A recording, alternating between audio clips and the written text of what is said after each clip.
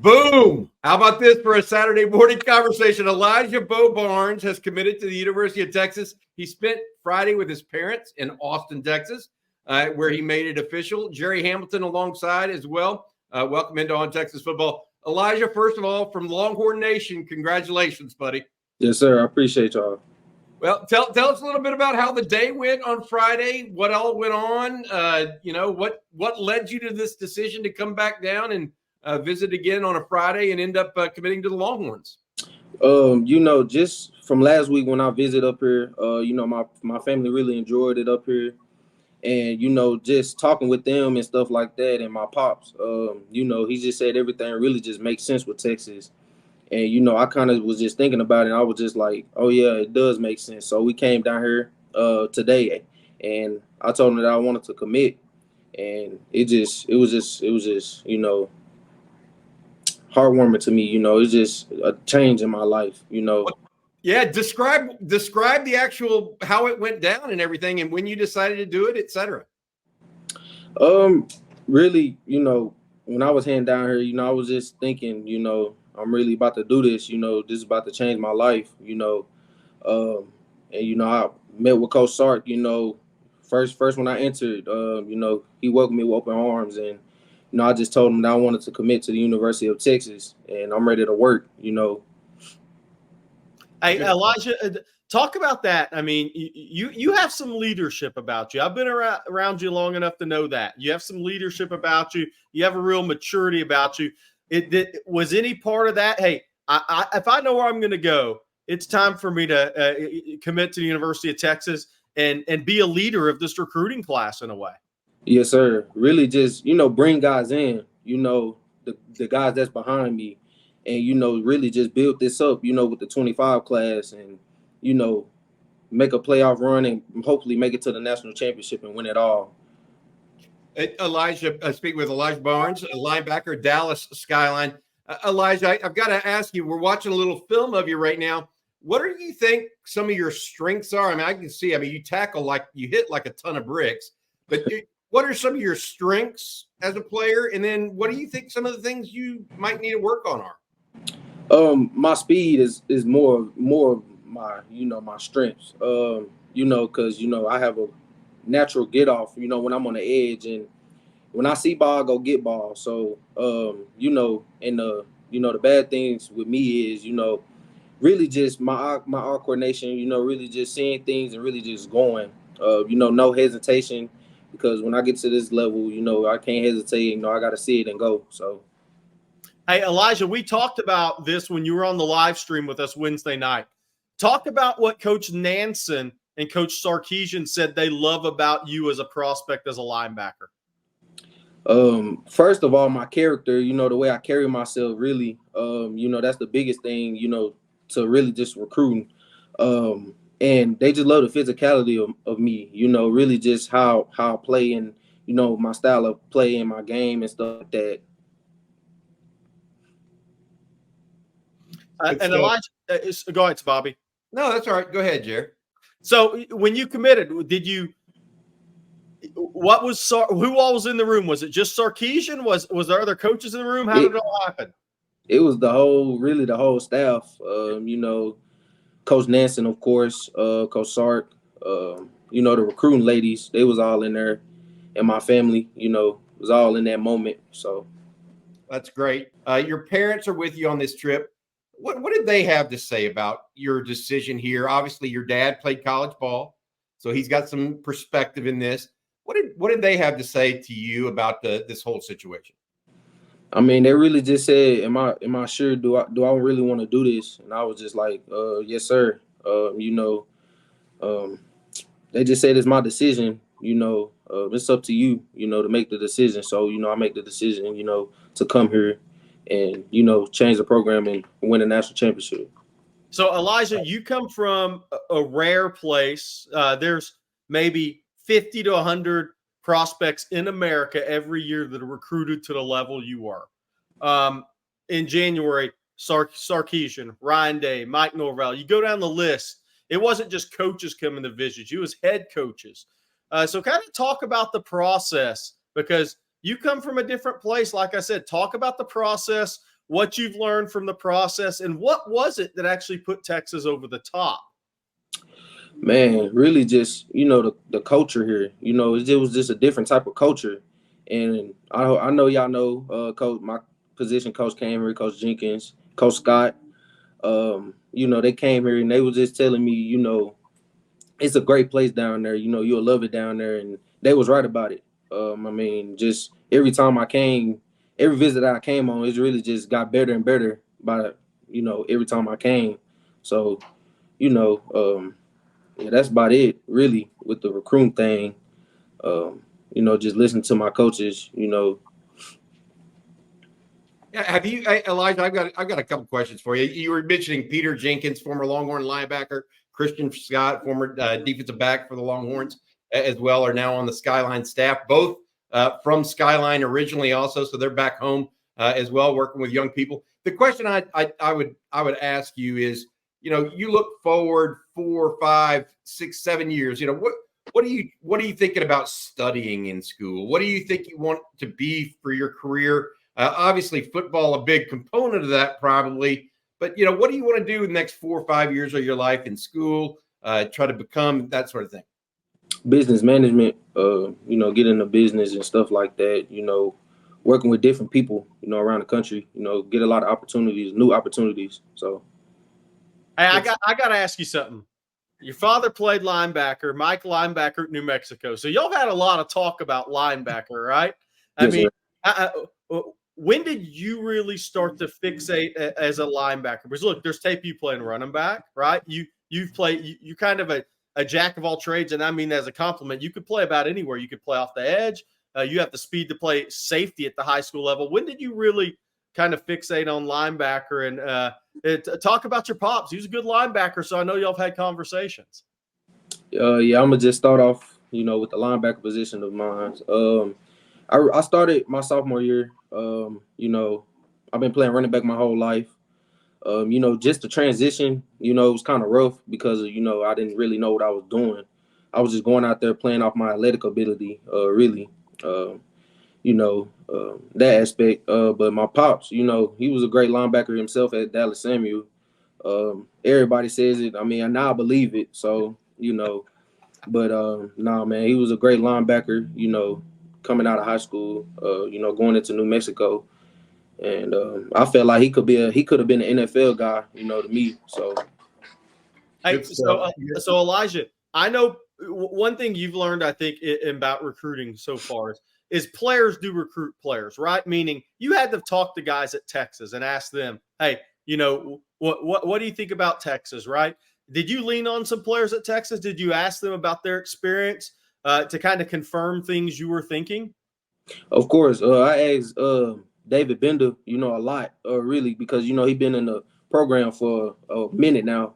So, I was just asking him, how was the process, the transition from high school to college? And he was like, it's a grind, your first year, of course, with, studying, film and, getting down the scheme of the defense and stuff like that. He said it's rough, but you'll get through it. And I was just like, man, and he was just like, they'll help you through it. They'll guide you through it and stuff like that. And that's what I really want the most, coaches that'll be there, by my side, for the most part. So, Elijah, I got to tell you, you're just a pleasure to talk to. Congratulations. I got to say this. Gerry Hamilton went up and watched a track meet before we let you go here, Elijah. He went up and watched a track meet last week, and he said you ran a 10.96. And then right before we went on the air, Gerry asked you how much you were weighing, and you said 230 pounds. Did you really run? Was that 10.96 that you ran? Jeez. Yes, sir. Oh, boy. And like, I don't want that to hit me. I'll just put it that way. Hey, and Elijah, here's the best thing about that. That was your last track meet. You leave high school track as a sub 11 guy at 230 pounds. That's a pretty rare group, man. There happens to be a couple of you guys from Dallas that play linebacker that have done that this year. But I guess the next thing is this. Now it's on the recruiting for you too, man. Who are some of the guys you're going to work on for the Horns? Man, I'm gonna try to get a load of guys, in this 25 class. Of course, Zion, Khalid Lockett, You know, I'm trying to get DeCorey Moore, you know, over at Duncanville. You know, I'm talking with him. Jordan Davidson from Modern Day. You know, I'm gonna get all them boys with me. I'm gonna tell them hop on this train with me. You know, we're gonna make it happen. So. All right, hey Elijah, go enjoy yourself. Congratulations, not only to you, but I know it means a lot to your family as well. And I'll tell you this: do us this one. Give us a hook 'em, buddy. Yes, hey, wait, we can't before he goes. Where's Pops? Pops has to get in the picture. Come on, Pops. How y'all doing? Hook 'em. Hook 'em. Thank you for everything. Yeah, and another thing, I wanted to come on Texas football. You know, just to, you know, tell the fans, you know, I'm in, you know, for a long one, really. You know, I'm glad to be a part of this journey, and you know, I want y'all to be along with me. So, you know, I just wanted to come up here, come on the show, and you know, just say hook 'em. You know, I'm all in with it. So, you know.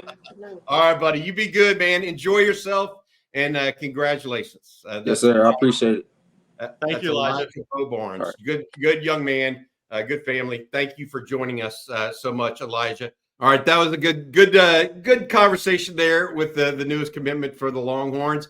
Bringing in CJ Vogel now. CJ, just a quick thought on what you heard from Bo Barnes and your thought on the commitment.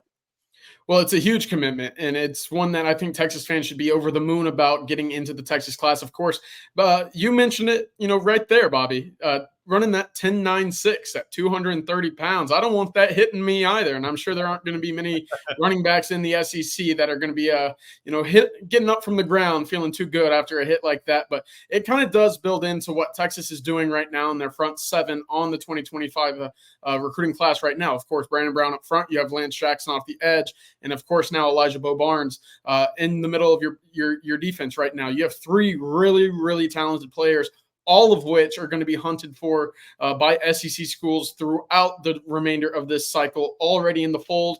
Texas cannot be happier with the way that they've started this group right now on the defensive side of the ball. A tremendous addition right there that, again, combines power, strength, and speed, exactly what you want in the middle of your field.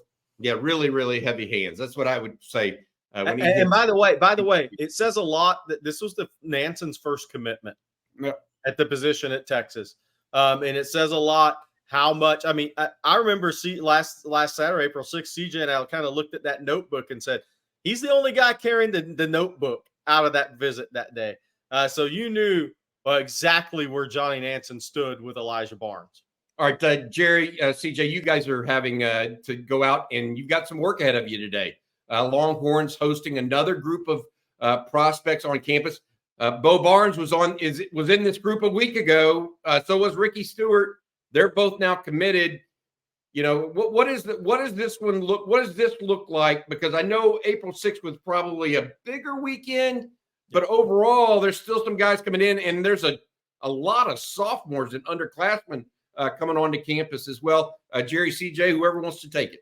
Yeah, I'll start first. And by the way, Elijah Barnes will be he'll be at the scrimmage today as well. But Jackson Christian is the 2025, and Keone Armstrong, couple of Golden Triangle, Southeast Texas area guys tomorrow.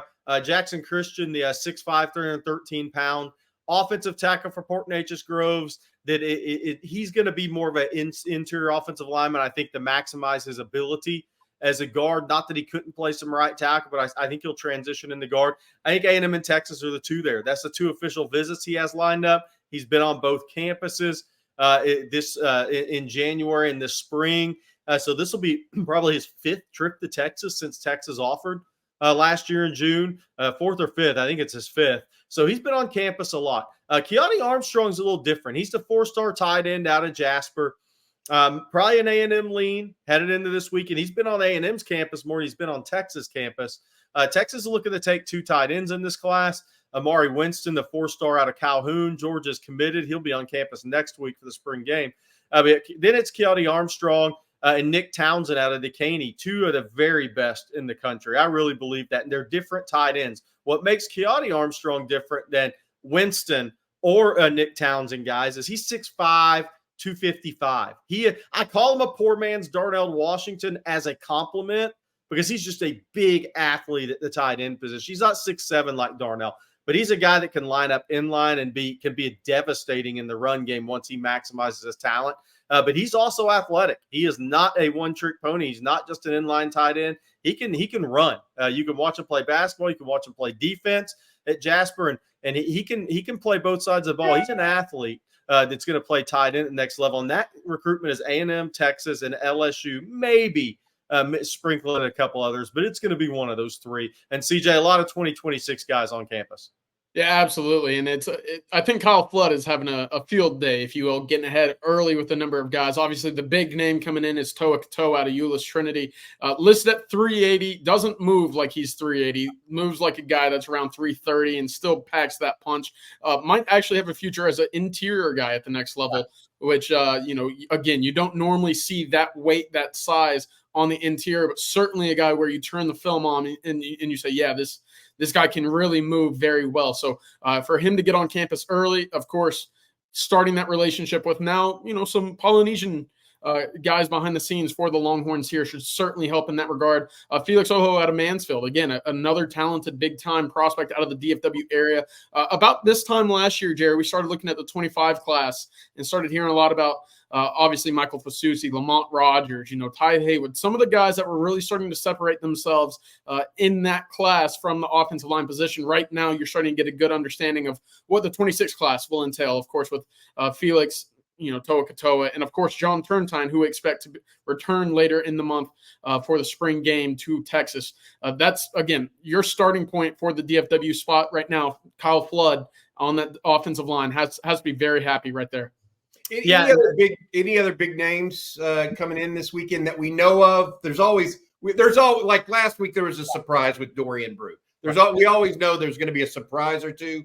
Sark and his team kind of recruit that way.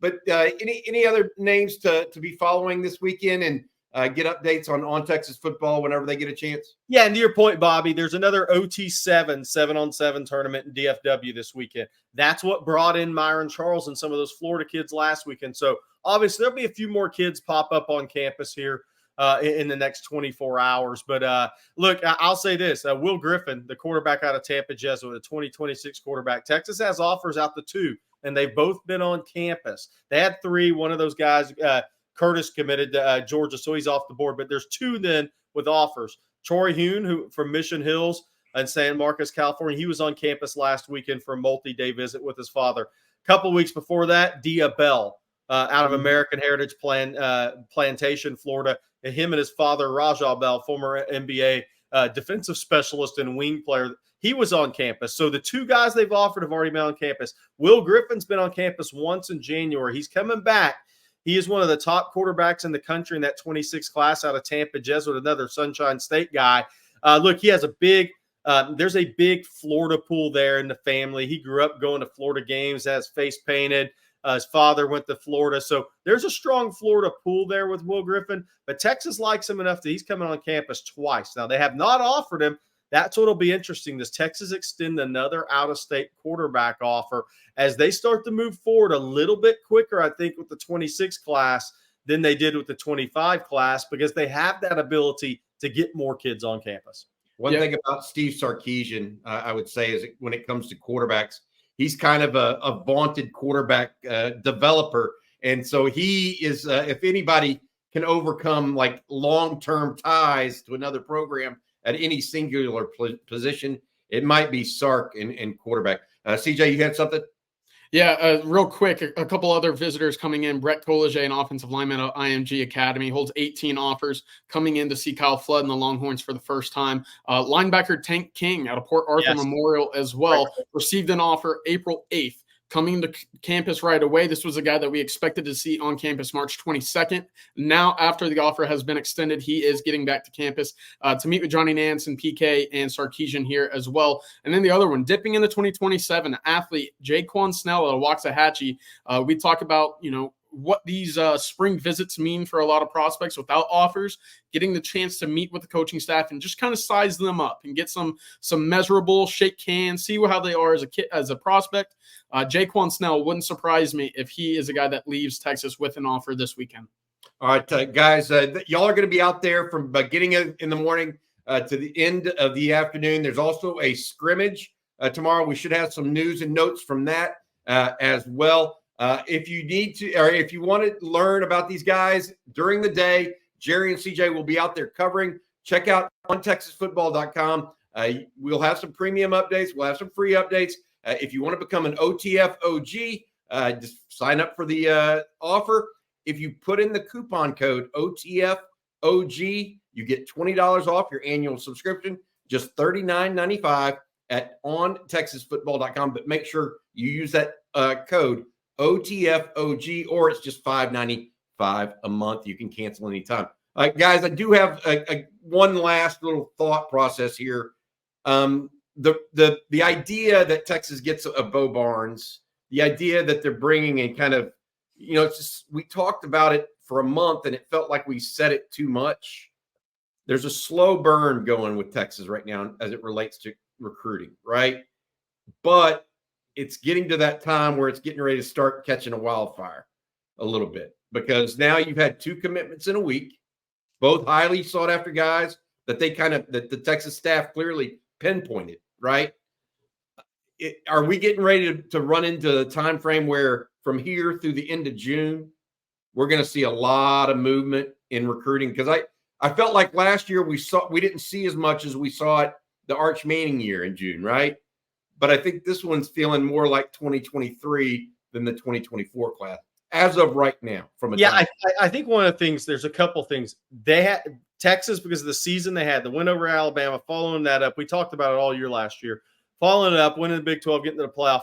They have the ability to get more guys to campus. So they're getting more evaluation, more face-to-face time with guys. Then they also have something working they didn't have in prior classes. They have to tell more guys no. And so they set up the game of musical chairs a little bit. That's just a reality. Look, that's just what happens that comes with winning at a high level, is more guys want to say yes to you than you can take. And then how do you communicate that to some other guys and get them off their timelines? I think that's kind of where Texas is at. I look at a couple other positions, offensive line. I wouldn't be surprised if some guys moved off some timelines there. I'm not saying next week or even in April, but I do think that game of musical chairs is starting right now in the Texas class, and that means a few guys are going to get moved off their timeline. Yeah, offers get scarce a little bit. Yeah. There's a demand and supply there, no doubt. All right, you guys be safe today, CJ and Gerry. Get out there, get all the news. I know CJ loves, can't wait to see all the news you guys get, the kids you talk to, et cetera. We'll have more today on Texas Football for Video. Congratulations once again to Elijah Bo Barnes. Hook 'em, bud. For Gerry and CJ, this has been on Texas Football's Saturday Conversation. Hook 'em.